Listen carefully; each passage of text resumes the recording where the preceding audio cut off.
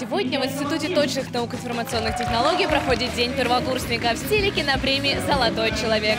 Студенты подготовили короткометражные фильмы, а разбавили концертную программу номера от творческих коллективов и учащихся других курсов.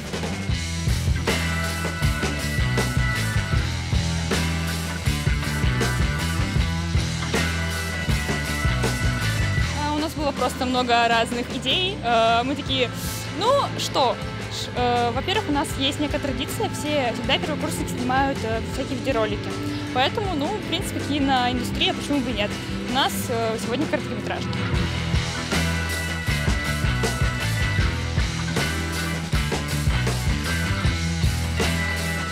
Мы сегодня пели в дуэте, вернее, я не пел, я играл, пели Сансару. Я в конце, конечно, на гитаре вжарил вообще мощно тоже. Мне тоже понравилось. Они сказали, нас поздно спасать и поздно лечить. Плевать, ведь наши дети будут лучше, чем мы.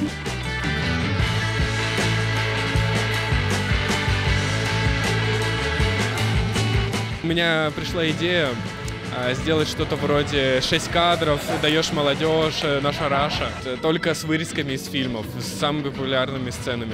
А потом наш оператор все это скомпоновал в сюжет, когда я ему скинул сцены, которые мы будем использовать. Вот. И мы вместе потом это еще додумали и сняли.